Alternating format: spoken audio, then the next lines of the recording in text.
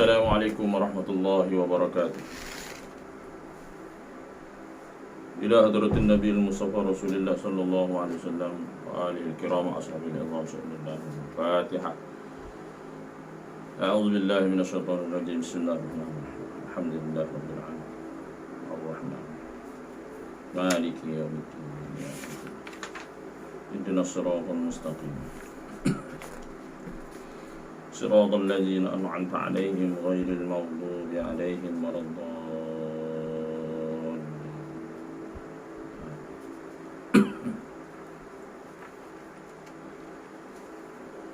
أعوذ بالله السميع العليم من الشيطان الرجيم. بسم الله الرحمن الرحيم. بسم الله ما شاء الله لا يسوق الخير إلا الله. بسم الله ما شاء الله لا يصرف السوء إلا الله. بسم الله ما شاء الله ما كان من نعمة فمن الله. بسم الله ما شاء الله ولا حول ولا قوة إلا بالله العلي العظيم. بسم الله الذي لا يضر مع اسمه شيء في الأرض ولا في السماء وهو السميع العليم. الحمد لله الذي هدانا لهذا وما كنا لنهتدي لولا أن هدانا الله.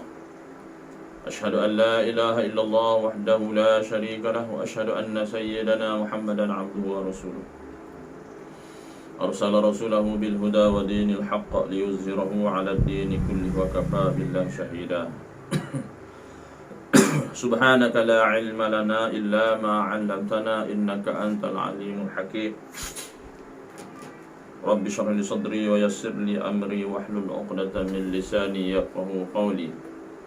ولا حول ولا قوة إلا بالله العلي العظيم. اللهم رب يسر ولا تعسر يا كريم ربي تمم بالخير. اللهم إنا نسألك علما نافعا ورزقا حلالا طيبا وعملا متقبلا. اللهم رب زدنا علما وارزقنا فهما. اللهم صل على سيدنا محمد الفاتح لما أغلق والخاتم لما سبق ناصر الحق بالحق والهادي إلى صراطك المستقيم وعلى آله وصحبه حق قدره ومقداره العظيم. الصلاة والسلام عليك يا سيدي يا رسول الله. خذ بيدي قلت حيلتي أدركني.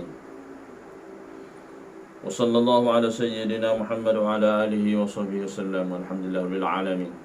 قال الله تعالى في كتابه الكريم أعوذ بالله من الشيطان الرجيم.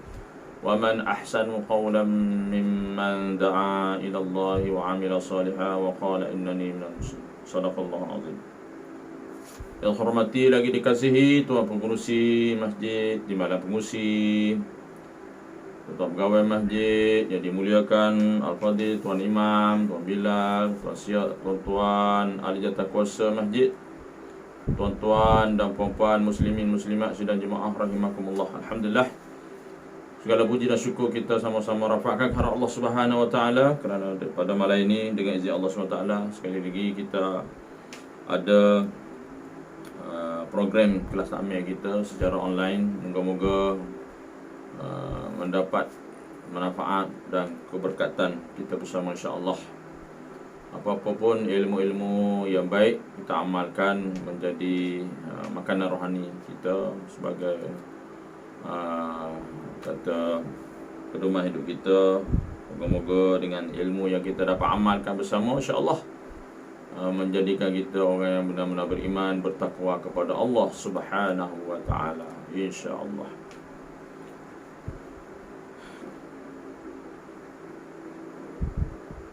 Jadi saya selalu memperingatkan kita bersama agar kita sama-samalah memperbanyakkan istighfar, berselawat kepada Nabi SAW. Istiqamah, selawat 1000 kali sehari. Moga-moga sebablah kata ulama, tanda kita cinta kepada Allah, kita banyak-banyak sebut Allah SWT. Tanda kita cinta kepada Nabi SAW, banyak kita banyakkan berselawat. Moga-moga dengan bukti kita mencintai Allah SWT dan mencintai Rasulullah SAW, maka kita menjadi hamba yang bertakwa, beriman kepada Allah Subhanahu wa taala. Betullah kata ulama, orang yang beruntung ialah apabila dia hidup, dia menyibukkan dirinya untuk berzikir bersama kepada Nabi sallallahu alaihi wasallam. Dan orang yang biasanya matinya dia akan mati bersama dengan apa yang dia sukai, apa yang dia amalkan di atas dunia ni. Moga-moga kita semua sama-sama kita doa semoga kita mati dalam husnul khatimah insya-Allah. Allahumma amin. Baik tuan-tuan dan puan-puan sidang jemaah rahimakumullah. Baik, kita sambung pengajian kita bab tauhid pada malam ini, iaitu kitab Hakikat Hidup Beriman pada muka surat 219 muka surat 219, iaitu sifat yang harus bagi Allah Subhanahu wa taala. Sifat yang harus ni maknanya ada pada Allah Subhanahu wa taala lah. Baik. Jadi penguraian sifat harus ni sikit saja, apa pun kita kena belajarlah. Kita belajar sifat 20 wajib, sifat wajib bagi Allah kita belajar, yang wajib kita ketahui 20. Maknanya sifat mustahil lawan sifat wajib tu 20 sifat, dan satu harus. Bukan bermakna Allah sifat Allah 20, bukan, banyak. Tapi yang wajib kita tahu secara ijmal atau tafsili dengan dalil naqli dan aklinya. Kita baca sifat 20 kita panggil sifat 20. Ada ulama mengatakan sifat 50. 50 tu maknanya 20 sifat mustahil, 20 sifat wajib bagi Allah SWT, 20 sifat harus atas Allah SWT, 20 sifat mustahil atas Allah SWT, satu harus, jadi 45. 41, 20 wajib, 20 mustahil, satu harus, 41 campur pula sifat wajib bagi Rasul 4, sifat mustahil bagi Rasul atas Rasul 4, sifat harus 1, jadi 9 campur 41 jadi 50 sifat. Ada juga ulama, saya dah beli buku Kiai Idrus Ramli, Kiai Idrus maknanya dia membacakan akidah sifat 50, pun betul juga. Dan ada juga kalau belajar kitab kuning, dia membahaskan 13 sifat dia juga. Dia tak urai, dia tak masuk sifat ma'nawiyah, pun betul juga. Baik. Jadi masyhurnya ialah sifat 20 lah, untuk menyelamatkan kita, akidah kita, supaya kita tidak tergelincir, terkeluar daripada akidah Ahlussunnah wal Jamaah. Sekarang ni macam-macam, Syiahnya, liberalnya, macam-macam, pahaman Al-Wahabinya, macam-macam. Jadi itu sebab apa? Sebab mungkin dah tidak mendalami ilmu sifat 20, salah satunya itu, jadi macam-macam berlaku perpecahan. Baik.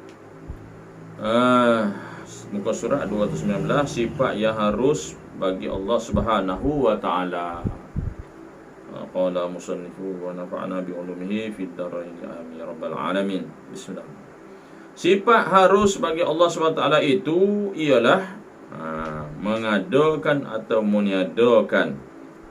Kalau kita belajar sifat kitab ni, harus bagi Allah SWT itu mengadakan alam ini atau meniadakan alam ini. Dia panggil baharu, itu mungkin. Jadi dalam kitab ni dia model sikit sifat. Sifat harus bagi Allah Ta'ala itu ialah mengadakan atau meniadakan sesuatu mungkin. Mungkin ni maknanya benda yang baharu lah, benda yang dijadikan mungkin lah. Mungkinat. Seperti alam ini, pada bumi, langit. Alam tu, mana alam tu, bumi, langit, dan antara isi langit dan bumi tu alam. Makhluknya, itu makhluk tu yang Allah ciptakan, berada dah dalam di antara langit dan bumi tu. Makhluk ni banyak lah. Binatang, okay. Yang menyawa pokok kita ni, manusia sama, makhluk lah. Yang hidup melata di atas muka bumi tu makhluk lah. Semua tu cipta Allah SWT. Maka harus, bukan wajib harus bagi Allah. Membuktikan bahawa Allah itu wujud, maka jelas bahawa adanya alam ini, adanya kita ni, jelas bahawa Allah itu wujud. Mustahil alam ini, makhluk ini terjadi dengan sendiri tanpa ada penciptanya, iaitu Allah Subhanahu wa taala. Jadi harus. Pasal apa kita kata harus? Tak wajib. Kalau katalah, kalau fikir bodoh-bodoh kita, kalau kata orang kata wajib, tak boleh. Kalau kata wajib Allah ciptakan alam ini, seolah-olah Allah sudah menunai kehendak makhluk, tak boleh. Jadi Allah tunai hak makhluk tak jadi, tak kena. Contoh lah. Jadi tak mustahil kita kata begitu Jadi harus. Bila sebut harus ni mengadakan, mana ada lah kita, tak ada lah, harus. Lepas tu lepas ni mati kita, harus meniadakan. Jadi mematikan itu semuanya adalah harus bagi Allah Subhanahu wa taala.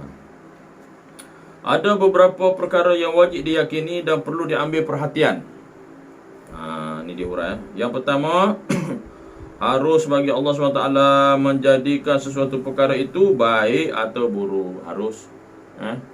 Harus. Kalau jadi baik, baiklah.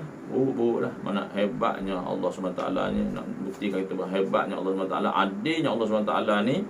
Mana Allah jadikan baik, Allah jadikan buruk. Jadi situ ujian bagi kita. Allah nak suruh kita pilih mana yang baik, mana yang buruk. Allah Maha Adil. Kita yang tak adilnya pilih yang buruk. Itulah yang lagi teruk lagi, menyalahkan Allah SWT. Bersangka buruk dengan Allah, menyalahkan Allah SWT, tak beriman dengan qada dan qadar, macam-macam lah. Jadi kita ulang, harus bagi Allah SWT itu menjadikan suatu perkara itu baik atau buruk. Harus juga Allah menjadikan Muslim atau kafir. Sebab itu kita ada Muslim dan kafir. Harus, bukan wajib ya. Menjadikan orang tu pandai atau bodoh. Kalau wajib menjadi cudik semua lah. Kan? Contoh. Jadi ada pandai, ada bodoh. Bukan bermakna Allah itu tak adil, jadikan bodoh. Tak. Allah jadikan. Macam tu kan. Baik. Ini maknanya Allah nak membuktikan kekuasaan Allah SWT. Itu menandakan Allah itu Maha Adil, menjadikannya berpasang-pasang. Sebaiknya kita bersyukur atas apa yang telah Allah SWT kurniakan kepada kita. Jadi Allah jadikan kita ni sebaik-baik kejadian. Ada Allah jadikan kita ni kaya, ada miskin, ada cantik, ada tak cantik, ada cerdik, ada bodoh. Jadi itu semua adalah kurniaan Allah SWT. Maka bersyukurlah kita seadanya. Okay? Berimanlah dengan qada dan qadar Allah SWT. Okay? Jadi semua di sisi Allah SWT tu baik berlaku. Kita je pilih yang baik, yang buruk kita tolak. Kita tolak dan kita menyalahkan orang lain pula lagi. Yang kedua, segala apa yang terjadi itu adalah qada dan qadar Allah Subhanahu wa taala. Kita dah baca dulu qada dan qadar Allah Subhanahu wa taala. Ketetapan Allah SWT yang azali, qadarnya ketentuan sekadar mana yang Allah bagi. Mana Allah bagi kita ni cukup dah, cukup lengkap dah. Oleh jadi demikian itu, hendaklah kita redha atas segala ketentuan yang berlaku. Ini mana sama macam sekarang ni, tuan. Musim panas, musim hujan, musim COVID ke apa ke, ini adalah ujian Allah SWT kepada kita. Allah nak uji kita, nak uji iman kita. Macam saya lalu sebut lah, kadang-kadang Allah uji kita ni. Ada orang tu bila diuji dia sabar, iman dia meningkat.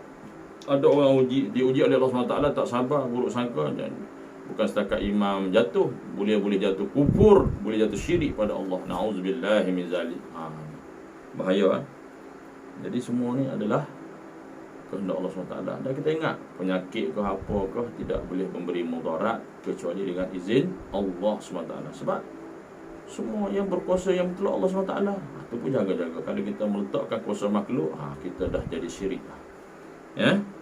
Kita tidak boleh meletakkan kuasa makhluk. Ataupun kita dah belajar dulu, iaitu Allah lah yang memberi bekas, Allah lah yang memberi manfaat.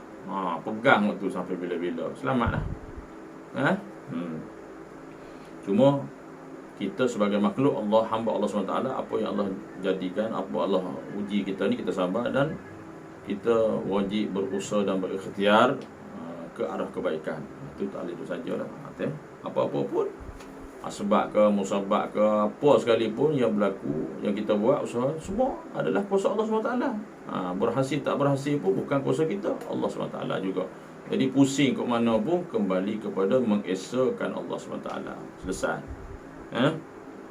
Jangan kita lupa pergantungan kepada Allah SWT. Baik. Yang ketiga, ketaatan dan keingkaran itu merupakan tanda atau bukti bahawa Allah SWT akan membalas setiap perbuatan itu dengan syurga atau neraka. Dah Allah jadi dah. Nampak tak? Tengok, Allah jadikan syurga dan neraka. Okey. Syurga neraka ni makhluk Allah SWT, tapi Allah kekalkan. Dia panggil qadim aridi. Kekal, tapi kekal makhluk, bukan kekal macam Allah. Qadim mula tu tak ada. Allah jadikan ada tu, lepas tu kekal. Itu dipanggil qadim aridi. Qadim yang kekal, yang diciptakan oleh Allah SWT. Kita dah sebut dah dulu, ada beberapa perkara, 10-11 perkara yang kekal. Syurga, neraka, jasad para nabi, jasad hafiz kan, anak-anak syurga. Kita baca 10 perkara kan, masuklah benih manusia. Baik. Jadi Allah jadikan syurga dan neraka tu untuk masukkan manusia, jin, syaitan. Tempatnya yang baik ialah ke syurga, yang tak baiknya ke neraka. Adil lah. Adil. Dan kita kata, kalau Allah tu kesian kat kita, Allah tu betul-betul sayang kat kita, kenapa Allah jadikan neraka? Ada orang cakapnya tu, jadikan syurga. Mana boleh. Allah dah kata dah, Allah jadikan kita atas dunia sebagai ujian. Pentas ujian. Jadi, dan Allah dah tunjuk dah jalan-jalan ke syurga, ke neraka. Kenapa kita nak tikaikan? Kita yang memilih ke syurga, syurga lah. Kita memilih ke neraka, kenapa salahkan Allah SWT? Allah dah tunjuk dah ujian. Kan? Macam kita jawab periksa lah, ada pilihan kan? Ada soalan, jawapan dia A, B, C. Ada pilihan. Contoh begitu. Jadi kita lah yang memilihnya ujian. Allah pilih. Allah tak nak jadi kita sia-sia. Allah jadi kita ni atas dunia ni pentas ujian. Jambatan ke negeri akhirat. Jadi sebagaimana kita baca ayat tu kan, surah Az-Zalzalah tu kan, wa may ya'mal mithqala dzarratin khairan yarah wa may ya'mal mithqala dzarratin syarran yarah. Walaupun sebesar debu, sebesar zarah kita buat kebaikan, juga akan dihisab di akhirat nanti. Ada habuan dia. Dan juga begitu juga kejahatan yang kita buat, walaupun sebesar zarah, juga diperhitungkan oleh Allah SWT di akhirat nanti. Okay. Andainya ketaatan yang dilakukan, syurga Allah SWT itu lebih luas untuk mereka. Nampak? Dah janjilah. Buat ketaatan, buat amal soleh, Allah janjikan banyak perkara, jalan-jalan menuju ke syurga. Saya ada satu kitab. Itu kitab dia, nama dia lupa dah. Jalan, tak silap saya. Jalan-jalan ke syurga. Dan jika keingkaran mereka dilakukan, keingkaran, durhaka pada Allah, buat maksiat, apa yang Allah larang dia buat, maka neraka Allah SWT itu lebih sesuai untuknya. Kan? Adil kat Allah SWT. Jangan dah pilih dah. Allah dah bagi pilih dah. Kita lah yang salah. Syurga itu adalah tanda rahmat Allah SWT. Rahmat Allah SWT. Mana rahmat, salah satu syurga ni tanda rahmat. Kan kita belajar dulu. Mana kita masuk syurga ni bukan kerana amalan kita, kerana rahmat Allah SWT. Sebabkan kita mendapat rahmat Allah SWT, maka tempat rahmat itu syurga. Gitu kan. Masuknya seorang ke dalam syurga itu kerana rahmat Allah SWT, Subhanahu Wa Taala, bukan kerana amalan dan ibadah yang dilakukan. Jadi ulama bahari, macam mana nak datang rahmat Allah SWT kalau kita durhaka kepada Allah? Jadi nak tak nak kita ni mentaati segala perintah Allah SWT, lakukan amal-amal soleh, maka kita akan mendapat rahmat Allah SWT. Buat amal-amalan menuju ke syurga, maka syurga itu tanda rahmat, kasih sayang, jauh daripada azab neraka Allah SWT. Itu rahmat Allah SWT. Okay? Jadi mana mungkin kita tak buat amal soleh nak mendatangkan rahmat Allah SWT. Okay? Oleh kerana itu harus bagi Allah SWT memasukkan, harus bukan wajib, harus bagi Allah SWT memasukkan hambanya yang durhaka ke dalam syurga. Harus, tak wajib. Tapi ada juga orang yang buat amal, buat durhaka kepada Allah SWT disebabkan iman, ada iman, masuk syurga juga akhirnya. Okay? Begitu juga neraka. Neraka itu tanda keadilan Allah SWT. Siapa yang masuk ke dalam neraka, itu adalah adil baginya dengan keadilan Allah Subhanahu Wa Taala. Jelas kan? Jelas. Okey. Nampak tak? Itu tanda adilnya Allah SWT. Jadi kenapa kita nak mempertikaikan lagi? Kita jangan menyalahkan macam mana saya macam ni, tak boleh. Menyalahkan takdir ya. Kemudian dalam memahami perkara yang harus pada Allah SWT ini, kita perlu memahami segala mungkin perkara yang baharu tadi, atau segala yang baharu itu mungkin itu terbahagi kepada 4 bahagian. Kita habis tajuk ni jadi malam ni insya-Allah. Okey. Ada 4 bahagian tuan-tuan dan puan. Yang pertama mungkin wujud ba'da Adam. Mungkin wujud ba'da Adam. Maksudnya apa dia? Iaitu segala sesuatu yang diadakan setelah tiada. Maknanya segala sesuatu tu diadakan setelah tiada. Artinya kita kena pegang, artinya segala perkara yang baharu, yang semua Allah jadinya baharu, harus pada Allah SWT untuk menjadikannya. Okay? Kita lah. Mana kita ni adanya kita ni, sebelum kita ada ni apa? Tiada. Sebelum kita ada tiada. Allah tak ada. Tidak ada tiada bagi Allah. Kita ni makhluk diadakan oleh Allah SWT. Itu dipanggil wujud. Mungkin wujud ba'da Adam. Sebab kita ada ni setelah dijadikan oleh Allah SWT. Sebelum kita ni tiada. Kita faham dah? Baik, itu yang pertama. Yang kedua, mungkin Adam ba'da wujud. Ni mungkin Adam ba'da wujud.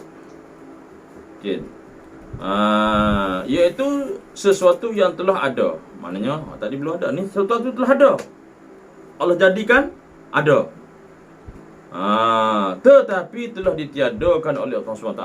Ditiadakan balik, mati contohnya. Dan hanya 3 khabar. Ia juga harus pada Allah SWT untuk meniadakannya. Maknanya tadi hak benda tak ada, harus bagi Allah mengadakan. Ni dah ada. Dan harus juga bagi Allah SWT meniadakan. Maka tak kekal kita, fana kita, mati, hilang kita. Dah ia hilang, kita mati, tiada ni, diadakan balik. Itu kita bincang. Ni baru tahap 2. Okay. Yang ketiga dia kata mungkin sayujad. Iaitu segala sesuatu yang sedang berlaku sekarang. Sekarang berlaku, atau yang akan diadakan oleh Allah SWT nanti. Dan ia harus sama ada diadakan kembali atau dibiarkan sahaja apa yang ada. Maka harus diadakan kembali atau dia dibiarkan apa yang ada. Itu ya. Contohnya, kita bagi contoh di sini, seperti keadaan hidup manusia. Ini dalam mungkin sayujad. Keadaan hidup manusia boleh diteruskan atau dimatikan. Ada orang teruskan, ada yang dimatikan. Dan apabila telah mati, sama ada dikekalkan keadaan matinya atau dihidupkan kembali. Itu harus bagi Allah. Mati, dah mati, sama ada dikekalkan keadaan matinya atau dihidupkan kembali. Ada kekal mati, tak hidup dah. Ada hidupkan kembali. Dan harus didatangkan dalam bentuk rohani, seperti didatangkan ruh Rasulullah sallallahu alaihi wasallam dalam mimpi. Nampak? Okey, banyak kita jelas. Mana kita mati ni berpisah roh daripada jasad. Roh tak mati. Perkara yang lain yang harus dijadikan seperti didatangkan sesuatu yang baru, seperti rezeki. Harus rezeki, belum tu tak ada, atau ada. Dan anak, ada yang anak ada yang tak ada. Dan ia harus pada Allah Subhanahu wa taala. Jelas kan? Jadi ada yang ada yang tak ada, ada yang belum ada, ada yang diadakan, ada yang ada kekal, ada yang mati, ada yang mati terus, ada yang mati, ada hidup lagi. Macam kita kata orang syahid, syahid dunia akhirat, jihad fisabilillah. Kita nampak dia mati, tapi sisi Allah SWT tak mati, jasad yang terlepuk dikekal. Contoh jasad. Jadi banyak pergi. Ini masuk. Yang ketiga, yang keempatnya, yang akhir, mungkin dia kata mungkin ilmullah, innahu lam yujad,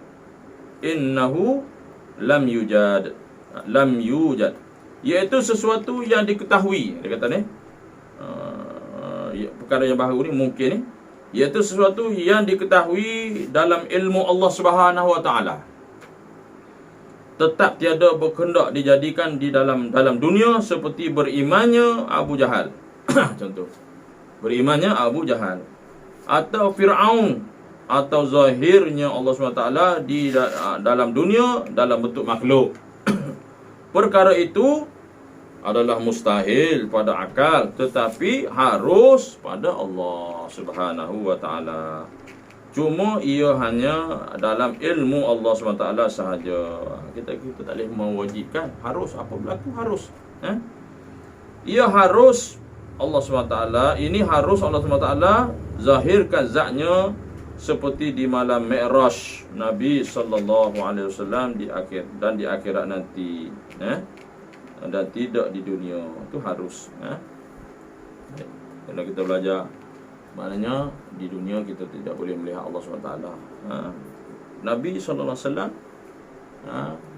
Mi'raj, mungkin dia dapat melihat Allah SWT, cuma tak disebut kaifiat macam mana. Macam kita juga dalam syurga, ada dalam kitab sebut di dunia kita tidak boleh melihat Allah SWT, tapi dalam syurga kita boleh melihat Allah SWT.